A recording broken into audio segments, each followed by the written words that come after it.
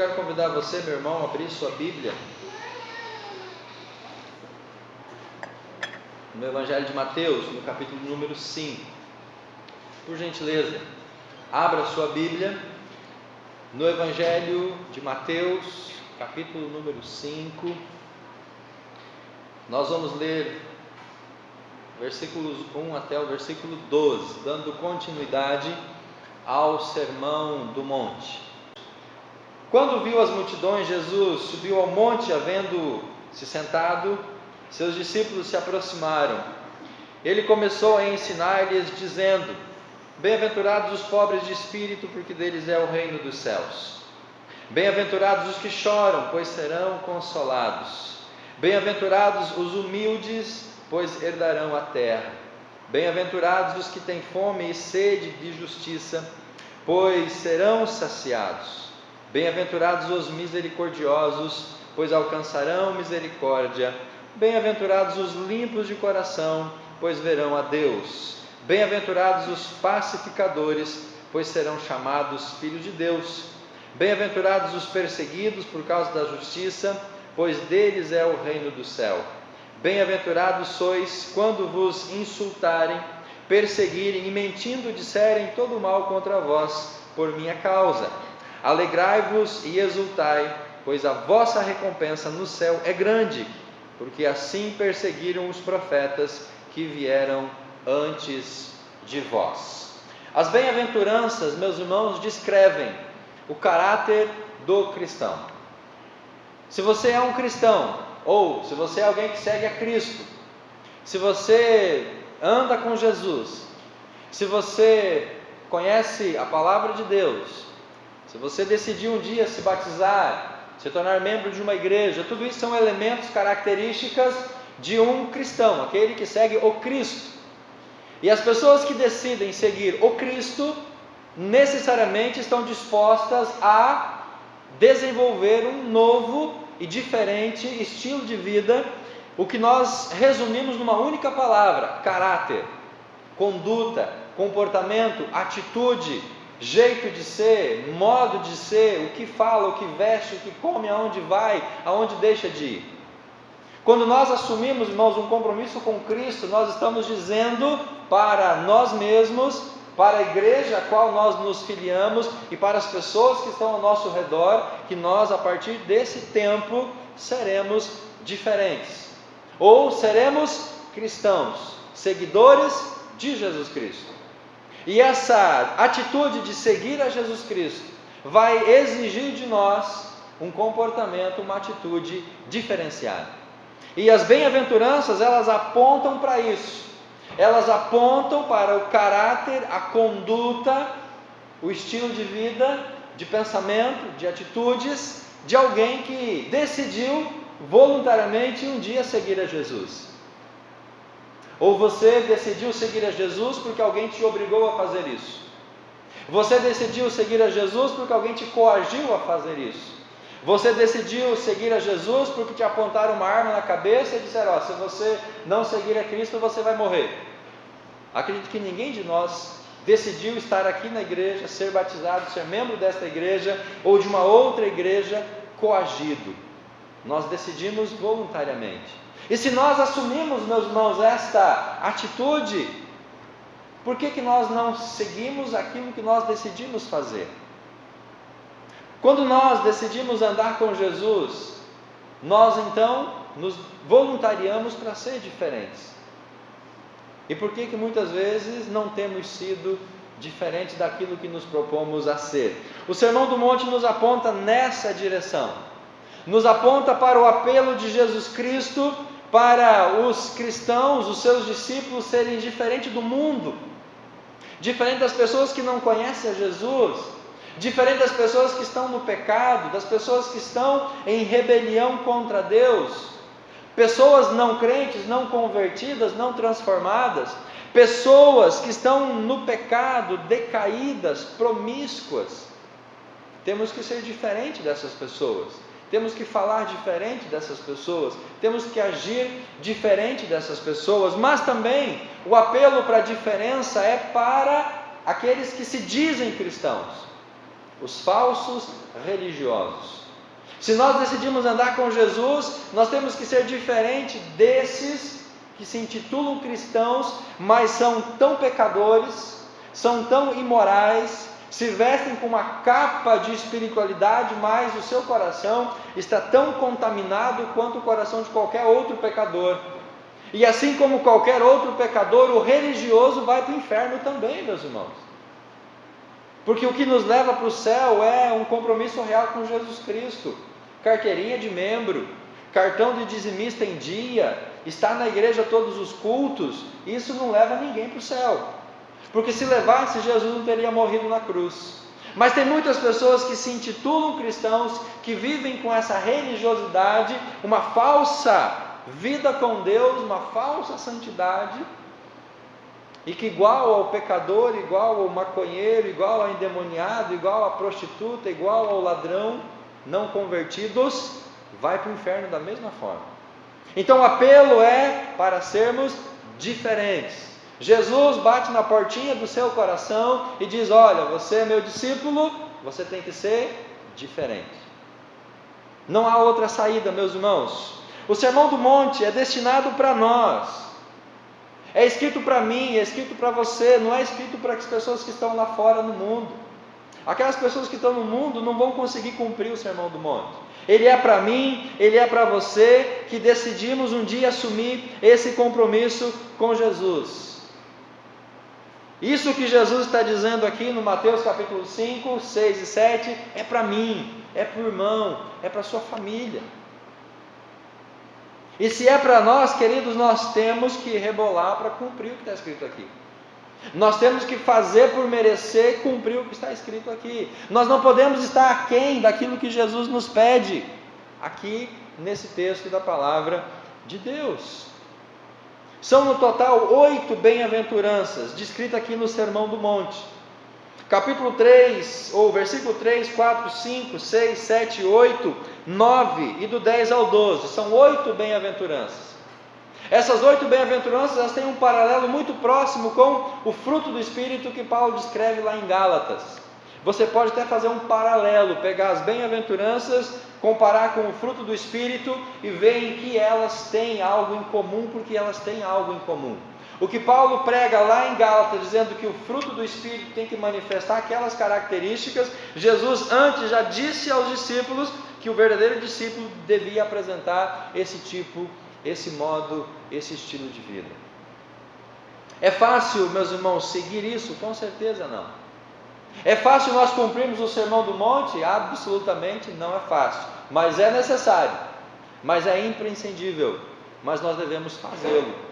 E por que nós temos que cumprir o que está escrito aqui, meus irmãos? Porque nós somos o quê?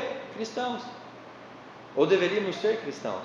Nós assumimos um compromisso com Cristo, nós assumimos um compromisso com uma igreja. Se você é membro dessa igreja, você é voluntariamente, você não foi coagido a ser membro dessa igreja. Então, se você está aqui no nosso meio, se você faz parte do povo de Deus, se você é uma pessoa cristã, você fez voluntariamente.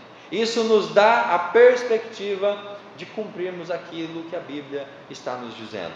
Pessoas, qualificações e bênçãos aqui deste sermão. Quais são as pessoas que estão envolvidas ou descritas no Sermão do Monte? Não são os não crentes, não são os pecadores, não são os imorais, não são os adúlteros, não são as pessoas que não conhecem a Jesus. São pessoas crentes, são discípulos cristãos que devem ter um caráter equilibrado, um caráter diversificado, diferente das pessoas religiosas. Nós temos que cumprir isso. Não existe, meus irmãos, 2 tipos de cristãos, não existe 8 tipos de cristãos. Você poderia pegar o Sermão do Monte, as bem-aventuranças e dizer: bom, pobre de espírito é o irmão Joãozinho. Os que choram, bom, quem chora é a Mariazinha, ela é muito sentimental, muito chorona. Humilde é o Pedrinho, coitado, ele é tão humilde, anda de pé descalço, ele é tão simples. Você poderia olhar para o versículo 6 e dizer: fome e sede de justiça é o Zé, porque ele passa fome, ele tem necessidade. Não tem 8 tipos de cristão, tem um tipo só. E essas 8 características dizem respeito a uma pessoa só, a mim e a você. Eu preciso apresentar essas 8 características. Eu preciso desenvolver esses 8 tipos de caráter, de atitude que o texto aqui nos apresenta. São 8 qualidades de um mesmo discípulo, de uma mesma pessoa que se dispôs a seguir a Jesus. O grupo deve exibir os sinais. Quem é esse grupo? Quem são essas pessoas? Você pode pensar assim, não, mas isso é só para o pastor, isso é só para o presbítero, é só para o diácono, é só para a líder da música. E esse estilo de vida não é para mim. Eu sou um cristão comum, eu sou um membro comum, eu sou uma pessoa comum, eu estou abaixo do pastor, eu estou abaixo do líder da música, eu estou abaixo do professor da escola dominical, eu estou um pouquinho abaixo dele, então eu posso me eximir, eu posso cair fora, tirar o meu da reta disso que está escrito aqui. Não pode. Porque essas 8 características é para o pastor que está aqui no púlpito, é para a ministra de música que está dirigindo a banda, é para você que está sentado aí nessa cadeira, é para o irmão que está lá fora cuidando dos carros e olhando a igreja, é para todos nós.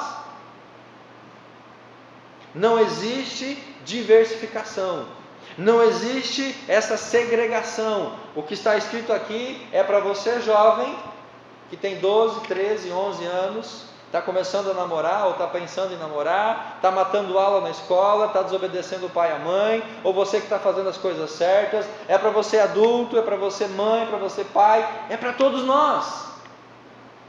Eu não posso olhar para o Sermão do Monte, as bem-aventuranças, e dizer, isso aqui não é para mim, é só para outras pessoas, porque para mim é muito pesado isso aqui. Meu irmão, a Bíblia toda é pesada para quem quer andar com Jesus. A Bíblia toda é dura demais para quem quer agradar a Deus. A Bíblia toda, ela vai de alguma forma trazer um compromisso para quem de fato se importa com Jesus. Para quem não está nem aí para Jesus, a Bíblia não tem valor nenhum. Pega, rasga, joga no lixo. Ou tira uma folha, faz um rolinho e fuma, não tem nenhum problema, porque a Bíblia para ela não tem nada a ver. Mas para mim, creio que para você que decidiu andar com Jesus, a Bíblia é relevante. As bem-aventuranças pegam no nosso pé. As bem-aventuranças nos fazem refletir. As bem-aventuranças nos fazem esquentar a cabeça. Pera lá, o que eu estou fazendo na minha vida cristã? Como eu estou agindo diante do Jesus que eu decidi andar, que eu decidi amar? As bem-aventuranças, meus irmãos, são para pessoas como eu e você, discípulos. É para todos nós, sem separação, sem nenhuma segregação. Amém? Você disse amém, então o peso está agora sobre você também. Muito bem, qualidades recomendadas. Jesus não trata de qualidades materiais. Jesus não trata de condução humana em relação à pobreza ou à fome. Jesus não estava julgando os pobres e os famintos do ponto de vista social, nem estava prometendo alimento aos famintos. A pobreza e a fome que Jesus se refere aqui são condições espirituais.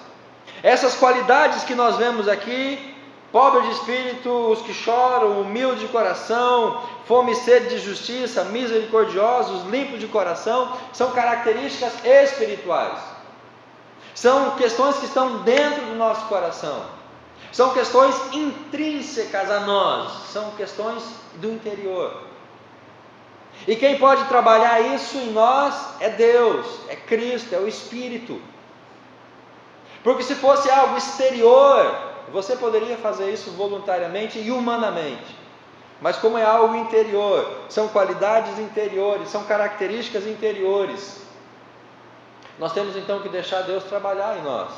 Deus fazer com que essas coisas, elas sejam geradas no nosso coração. Que bênção que está prometida aqui, meus irmãos. A palavra traduzida por bem-aventurados significa também feliz. Num sentido mais completo, mais do que feliz. Bem-aventurado aponta para uma condição futura.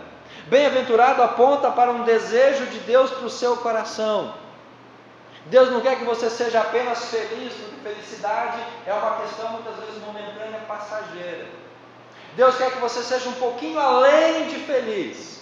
E aí esse pouco além é bem-aventurado, porque a bem-aventurança ela olha não para o presente, mas ela olha lá para o futuro. E ela coloca lá no futuro então, tudo que Deus pensa, tudo que Deus deseja, tudo que Deus espera que você se torne. Não apenas uma pessoa feliz, mas uma pessoa bem-aventurada. Deus olha para você e Deus quer ver em você e em mim, não apenas uma pessoa feliz. Ele olha para nós e quer ver em nós um bem-aventurado. Um homem de Deus, uma mulher de Deus, um adolescente de Deus, um jovem de Deus, alguém que possa fazer a diferença. Estas bênçãos são para o presente, mas também são para o futuro. Pastor, então se eu seguir as bem-aventuranças, o que eu vou receber em troca? Você vai poder viver tudo isso, ou parte disso aqui, e você vai continuar vivendo isso na sua eternidade, se você for para o céu. Porque se você não for para lá, aí sinto muito, não posso fazer nada, você não vai viver nada disso, porque no inferno a Bíblia diz que há choro, ranger de dente, a companhia não é boa, a amizade não é nada agradável.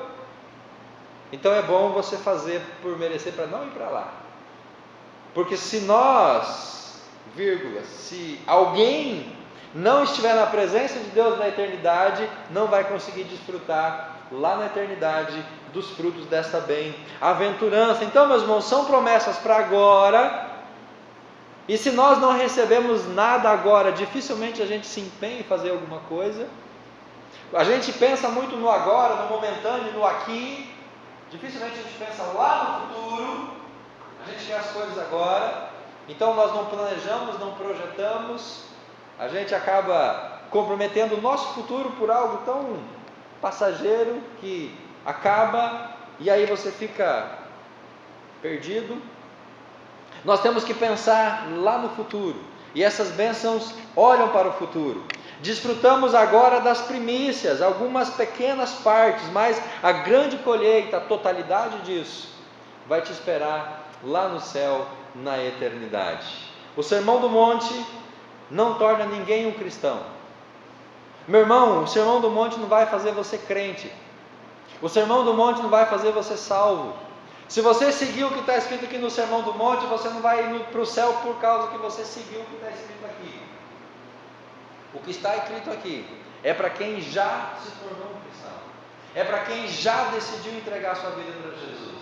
É para alguém que já decidiu assumir esse compromisso com Jesus Cristo. Porque a salvação não é por mérito, a salvação não é por esforço, a salvação é pela graça do nosso Deus.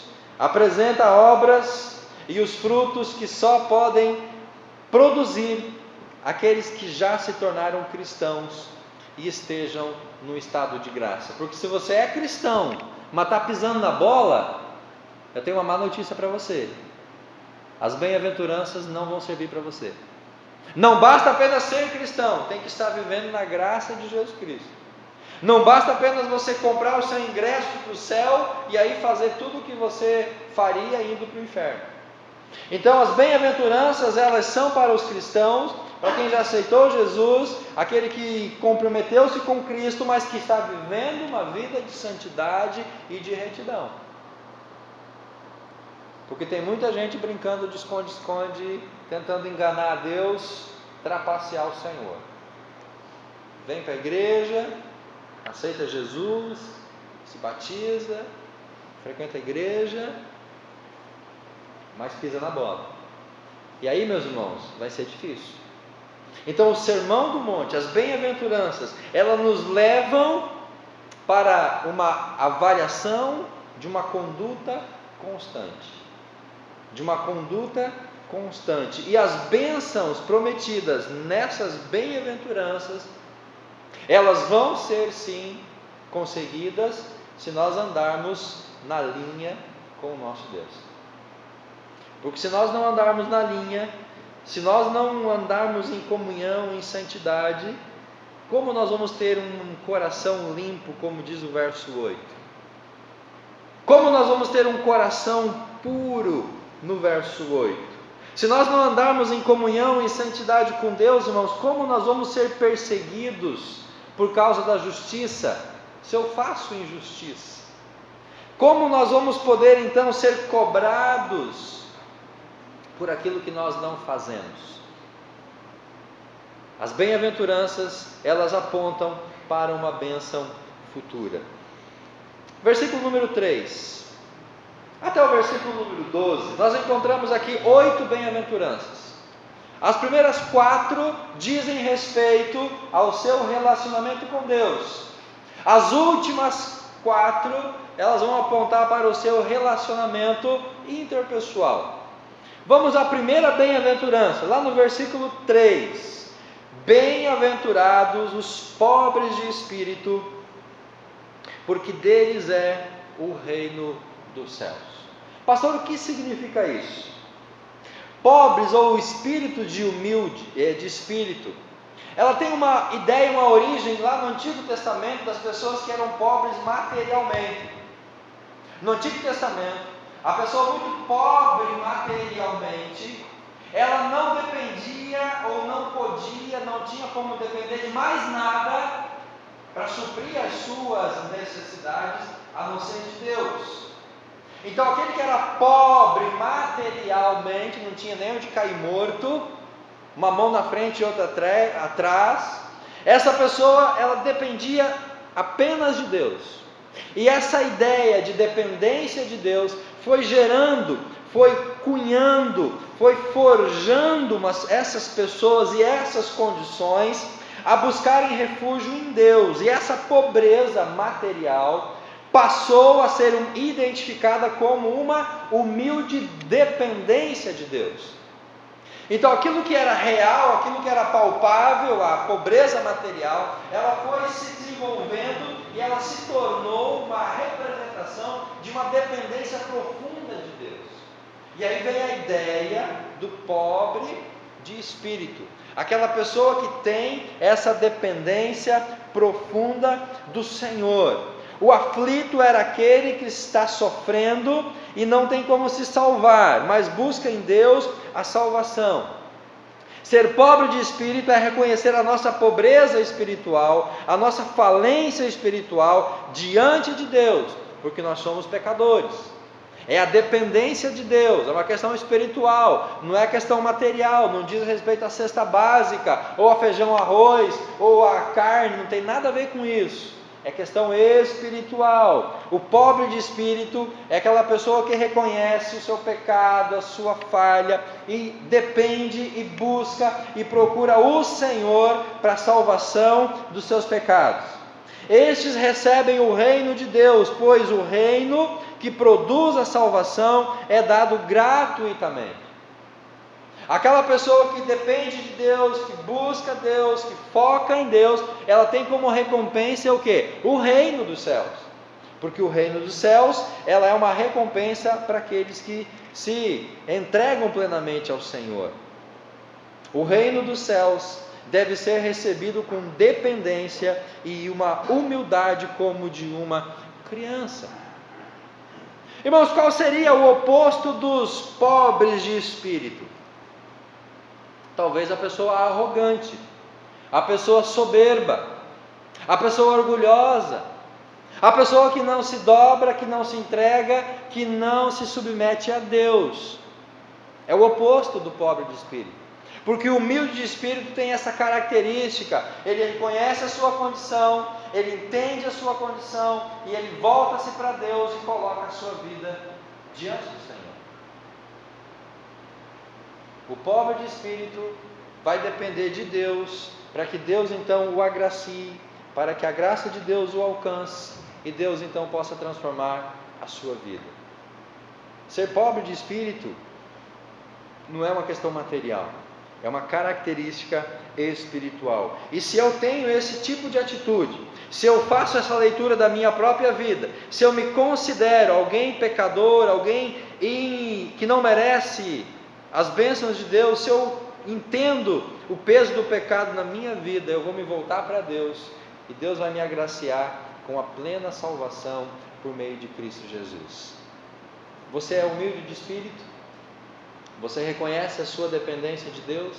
Você reconhece os seus erros, os seus pecados? Você entende que se você não se humilhar diante de Deus, você está frito, você está perdido no mato sem cachorro, e nada vai poder mudar a sua história de vida.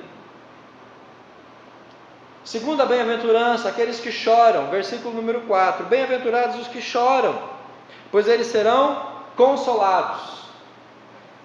Podemos dizer, felizes os infelizes. A pessoa que chora, às vezes, nós entendemos que ela é uma pessoa infeliz. Na verdade, a sentença, o texto aponta para essa ideia, é feliz aquele que é infeliz. Isso é uma questão contraditória. Que tristeza é essa que produz uma alegria e uma bênção? Que tipo de tristeza pode produzir alegria e bênção? Será que é possível isso acontecer? É a tristeza do arrependimento.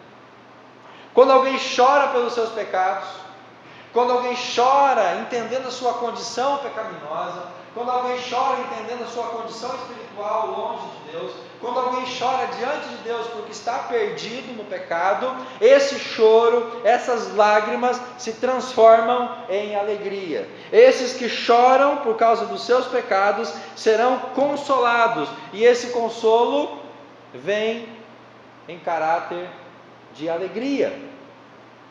A vida cristã não é só alegria e riso.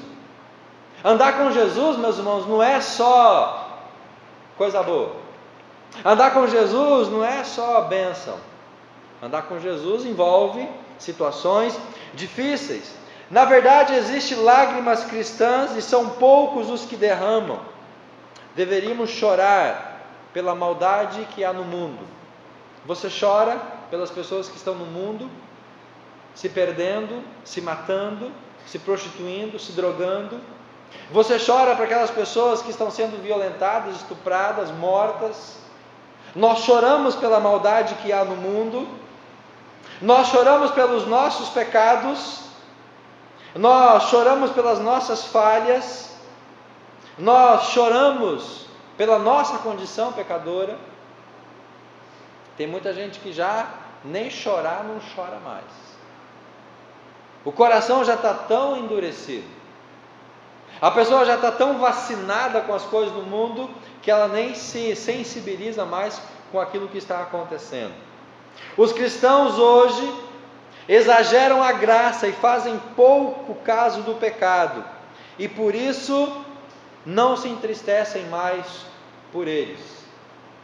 Nós não vemos mais pessoas chorando pelos seus pecados. Nós não vemos mais pessoas quebrantadas, jogadas no chão e chorando pela sua condição pecadora. As pessoas hoje, irmãos, brincam com o pecado como se fosse algo bom, agradável. As pessoas hoje tateiam no mundo do pecado e isso não faz nenhuma diferença. Isso não causa nenhuma tristeza, não causa nenhum constrangimento, não causa nenhuma lágrima. As pessoas hoje estão completamente indiferentes com o pecado, dentro e fora da igreja. As pessoas hoje estão na igreja, envolvidas com a igreja, mas vivendo uma vida dupla, uma vida dúbia, uma vida de pecado. Isso não entristece mais. Isso não causa mais nenhum tipo de constrangimento. Antigamente, quando alguém pecava, a pessoa se afastava, a pessoa se aquietava, a pessoa procurava alguém, abria o coração, a pessoa chorava pelo pecado. Mas como as pessoas hoje começaram a exagerar da graça de Deus, fazem pouco caso do pecado. E aí vivem uma vida pecaminosa e isso não faz nenhuma diferença para essa pessoa. Será que essa pessoa é discípula de Jesus? É um cristão? Aqueles que choram pelos seus pecados serão consolados. Serão consolados pelo perdão e pela graça do Senhor Jesus Cristo. Se você quer ser bem-aventurado, meu irmão, chore. Chore pela sua condição. Chore pela condição das pessoas que não têm Cristo. Porque você vai ser consolado com a graça do Senhor Jesus Cristo. Versículo número 5. Bem-aventurados os humildes, pois eles herdarão a terra. Em algumas traduções diz os mansos. Talvez na sua tradução esteja a palavra manso. Essa palavra manso, gentil, humilde, é alguém que exerce autocontrole, é alguém que tem domínio próprio. Os mansos, os humildes, os atenciosos, os gentis, são os que já choraram pelos seus pecados. É um aspecto de aperfeiçoamento. Quando eu choro a minha condição pecaminosa, eu me torno humilde, eu me torno manso, eu me torno gentil. Quando eu não choro pelos meus pecados, ou não reconheço os meus pecados e não confesso os meus pecados, eu me torno arrogante. Eu me torno uma pessoa que bate de frente com os outros, porque eu não tenho humildade, eu não tenho mansidão. Eu não me quebrantei diante de Deus. E se alguém não se quebranta diante de Deus, meus irmãos, não vai alcançar nunca a mansidão que Deus e Cristo está falando aqui. Bem-aventurados os mansos, os humildes, e não vão herdar a terra. Mansidão aponta para uma atitude humilde e gentil para com as outras pessoas. Como você trata quem está do seu lado? Como você trata o seu pai, a sua mãe, os seus irmãos, a sua tia, a sua avó, a sua professora na escola? Como nós tratamos as pessoas que estão ao nosso redor? Mansidão aponta para a atitude humilde e gentil para com as outras pessoas. Essa é uma evidência de mansidão. Se você olha para as suas atitudes em relação às outras pessoas, e você não age com mansidão, com humildade, com submissão, você é rebelde. E você vai pagar o preço pela rebeldia. Determina por uma estimativa correta de si mesmo. Quem não é humilde, quem não é manso, não sabe nem quem ele próprio é. Porque eu só me torno manso e humilde quando eu olho para mim e me vejo como eu sou. Quando eu olho para mim e tenho essa estimativa correta de mim mesmo. Alguém falho, alguém pecador e que precisa de Deus. Quando essa mansidão não está presente, meus irmãos, em nós, é porque nós estamos sendo rebeldes para com Deus e para com Jesus Cristo, para com a sua palavra. Os mansos não se ofendem quando são exortados e tendo as suas falhas apontadas por uma pessoa, falhas estas que eles já reconheceram diante de Deus. Por exemplo, você para e você reflete, você olha para você mesmo e você diz assim: puxa, eu sou uma pessoa ruim, eu sou uma pessoa má, eu sou uma pessoa desobediente, uma pessoa rebelde. Você, eu, reconhecemos isso de nós mesmos diante de Deus. Você olha para o espelho, olha para você e diz: eu sou ruim, eu sou mau, eu sou pecador. Mas aí quando alguém chega para você e diz: você é uma pessoa ruim, você é uma pessoa má, você é pecador, como que a gente reage com essa pessoa que apontou essas mesmas qualidades negativas que eu já reconheci? Como que nós reagimos?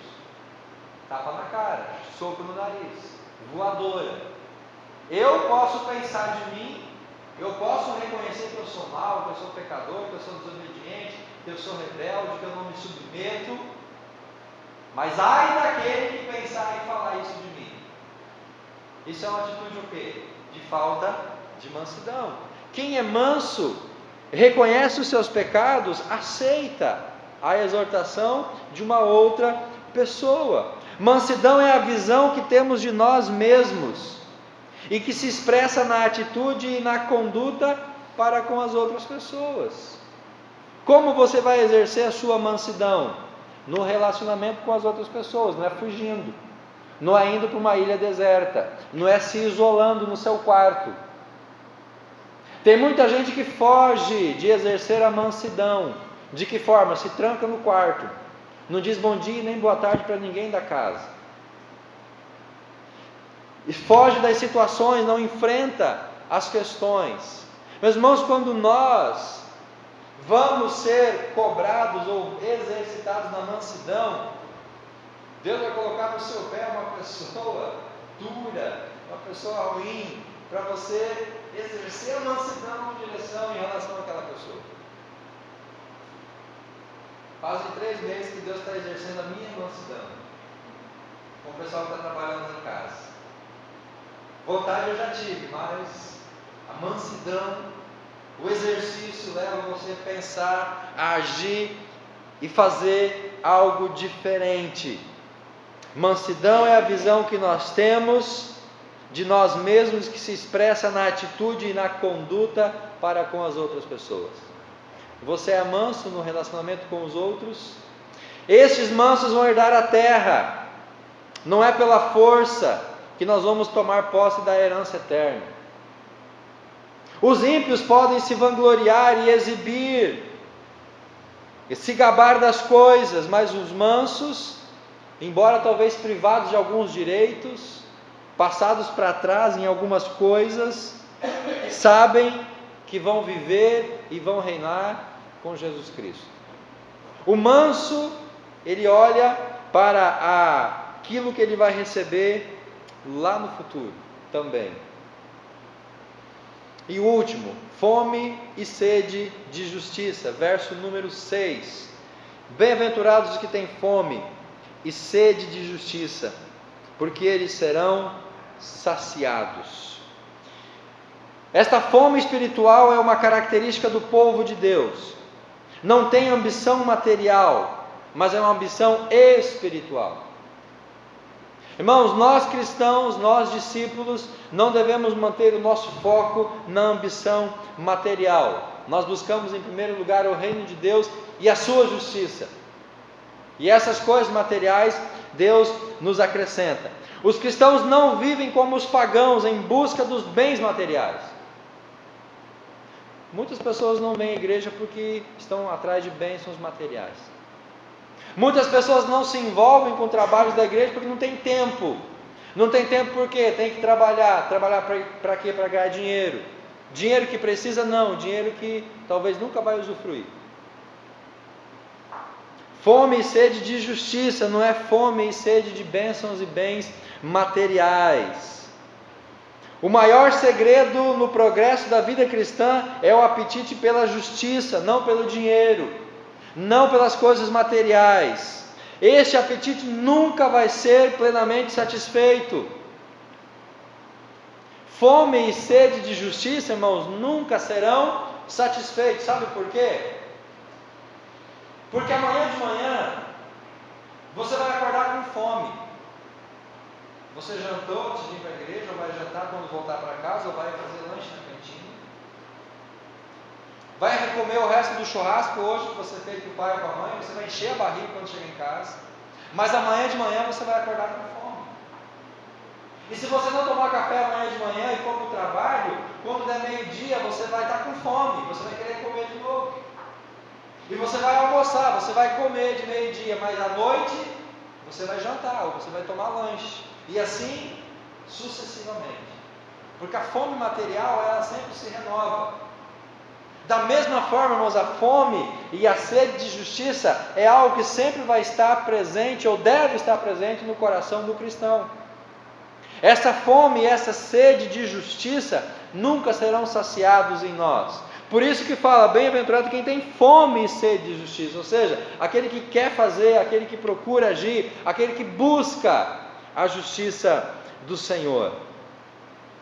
Essas 4 primeiras bem-aventuranças revelam o progresso espiritual. Cada passo conduz ao passo seguinte e pressupõe o anterior. Agora os próximos 4 vão dar uma ideia do nosso relacionamento com os seres humanos. Verso número 7.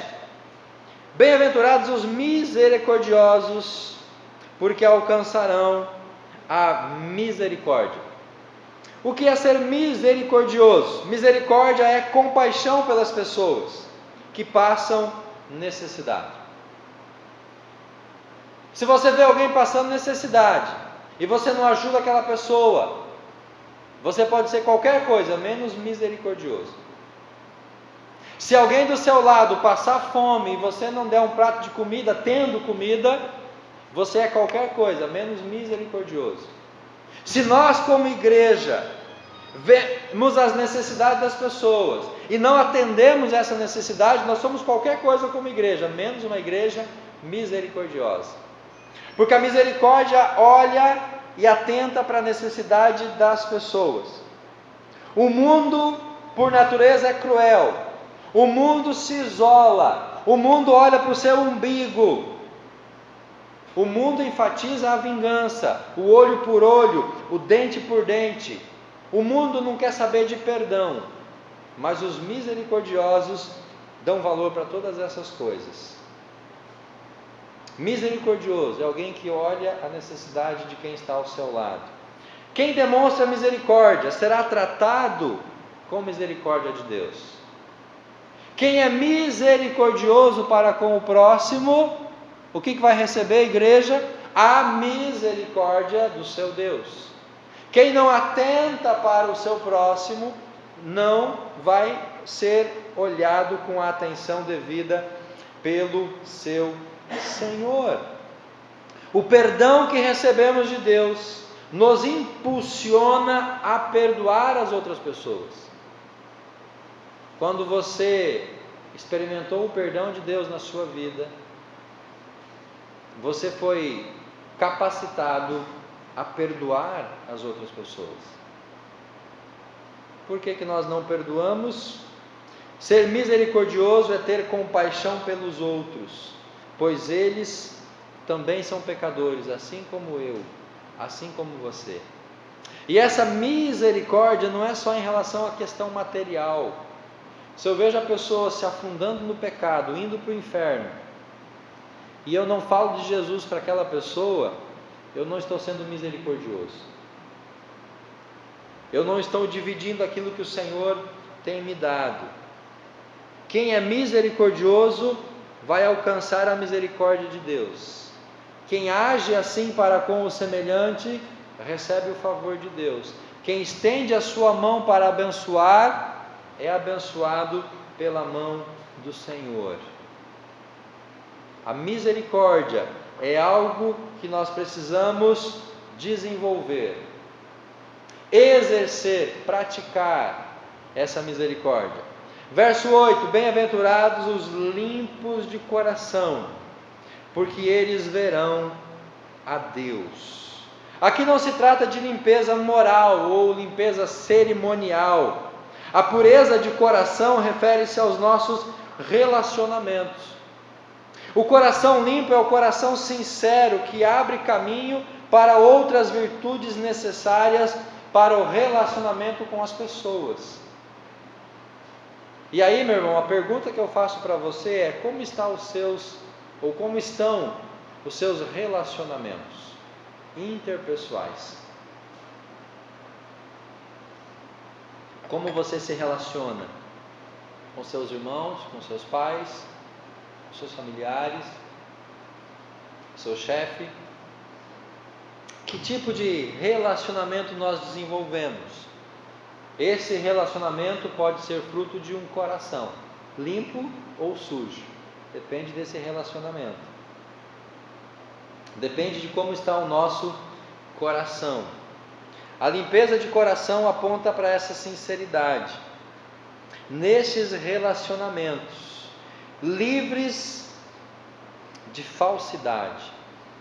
A pior coisa, irmãos, num relacionamento é falsidade. A pior coisa numa relação, seja pai e mãe, marido e mulher, irmão com irmão, patrão e empregado, é falsidade. A falsidade corrói os relacionamentos. A falsidade é uma impureza que está no coração do homem, que contamina os relacionamentos.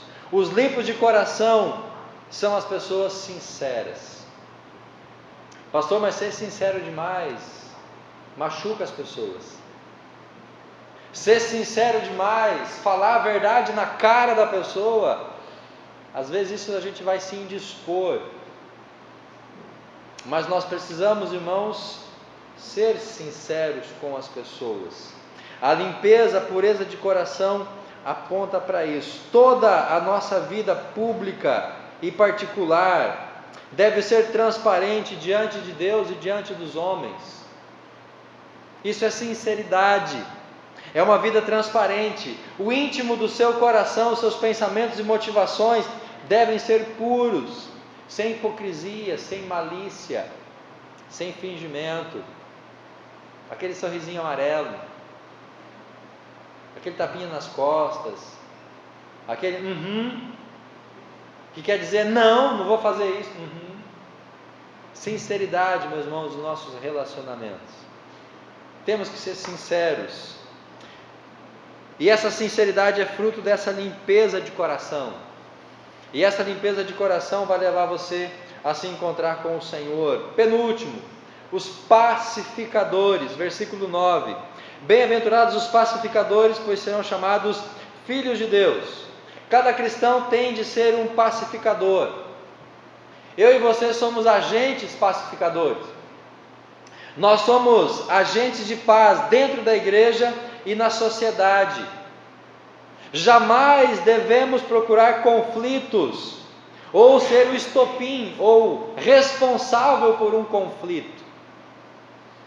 Meus irmãos, jamais nós devemos dar um boi para entrar e uma tropa para não sair. Tem gente que diz assim: eu dou um boi para não entrar numa briga, mas depois que eu estiver dentro eu dou uma tropa para não sair. Está errado isso. Nós devemos ser pacificadores em qualquer dos nossos relacionamentos. Não devemos ser o estopim de conflito. Tem filho que é o estopim de conflito entre o pai e a mãe. Tem irmão que é o estopim de conflito entre o pai e o seu irmão. Tem irmão que é o estopim de conflito entre ele e o outro irmão. Tem pessoas que são esse estopim de conflito. Se você é macho, gospe aqui. Você já fez isso? Você é um estopim de conflito. Você está levando alguém a entrar em conflito. Nós devemos ser pacificadores, meus irmãos. Devemos buscar a paz, seguir a paz com todos, ter paz com todos os homens. A Bíblia diz: no que depender de nós, tenham paz com todas as pessoas.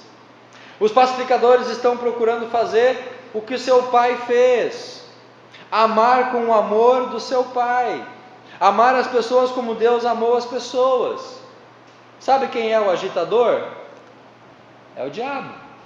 O diabo é o agitador.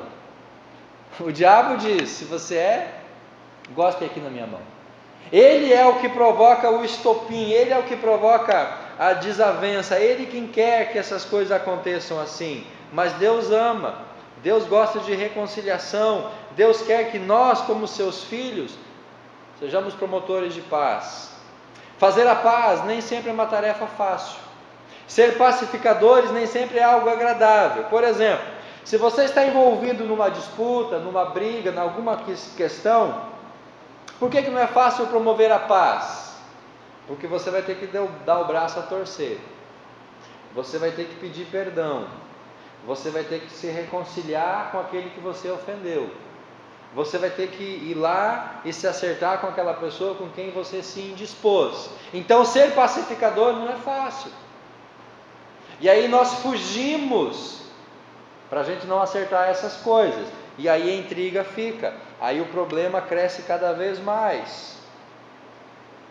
Se você está envolvido nesse conflito, você precisa então fazer isso, e isso é custoso, isso é dolorido, isso não é fácil, isso custa caro para nós. Ou talvez, se você não é o responsável por isso, repreender a pessoa que errou, isso também não é fácil.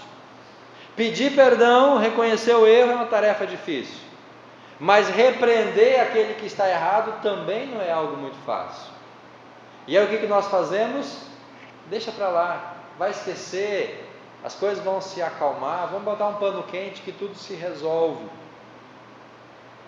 Se você não está envolvido na discussão, há o sofrimento de ouvir sem preconceito, tentando entender os dois lados, os dois pontos de vista.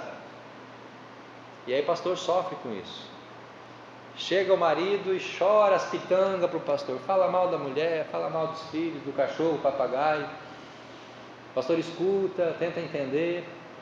Aí depois vem a mulher, faz a mesma coisa, fala mal, reclama, Quem está certo? Quem está errado? Os dois estão certos, os dois estão errados. Aí você ouve, você tenta entender. Isso não é fácil, meus irmãos. Não é uma tarefa tão simples assim. Aí você tem que ser imparcial. E quando você age, você corre o risco de ser mal interpretado, receber a ingratidão, ou até mesmo fracassar nessa situação. Você como pai, os filhos brigaram. Aí você chama um e fala, o que aconteceu? Não, porque ele fez isso, ele fez aquilo, blá, blá, blá, blá. Aí você chama o outro, o que aconteceu? Não, porque ele fez isso. E aí você como pai vai ter que resolver aquele conflito. Não ser injusto, não pesar para nenhum lado. E muitas vezes você vai ser taxado de muitas coisas. Não vai receber a gratidão. Então, meus irmãos, ser pacificadores não é algo muito fácil. Quando nós estamos envolvidos em conflitos, pedir perdão ou confrontar a pessoa errada não é fácil. Se você é um mediador, um ouvinte, um conselheiro, também não é fácil. Chega alguém do seu trabalho e fala mal do colega, aí outro colega vem e fala mal para você do outro colega, e aí você fica naquele meio. Quantos de nós já viveram isso? E aí você como cristão tem que ser pacificador. Você não pode, não, vai lá e arrebenta ele. Você tem que tentar fazer as coisas acontecer. Na escola é assim, seus amigos, né? Aí você tem que ficar ali no meio, ou você bota fogo mais ainda no negócio, não sei como você age lá. Nós temos que ser pacificadores, meus irmãos. E último, bem-aventurados os perseguidos por causa da justiça, pois deles é o reino dos céus. Bem-aventurados quando vocês forem insultados, perseguidos e mentindo, disserem todo mal contra vocês por minha causa. Jesus falando. Alegrai-vos, exultai, pois a vossa recompensa no céu é grande, porque assim perseguiram os profetas antes de vocês. Bem-aventurados os perseguidos por causa da justiça. Por mais que nos esforcemos em pacificar, algumas pessoas se recusam a viver em paz conosco. Algumas pessoas não vão querer viver em paz com você, vão declarar guerra contra você, vão ser seus oponentes, chegando até a injuriar e a te perseguir devido ao seu caráter e à sua conduta cristã. Muitas vezes nós cristãos somos hostilizados, perseguidos, objeto de chacota, de piada, por aquelas pessoas que não querem ser nossos amigos. Nós queremos ser amigo deles, mas eles não querem ser nossos amigos.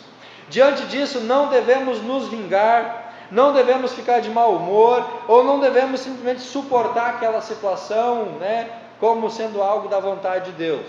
Como cristão, devemos nos alegrar, pois mesmo que percamos tudo aqui na terra, nós vamos herdar o reino do céu. E qual é, meus irmãos, a vantagem de ser perseguido? Qual é a vantagem de você ser objeto de hostilização pela sua fé?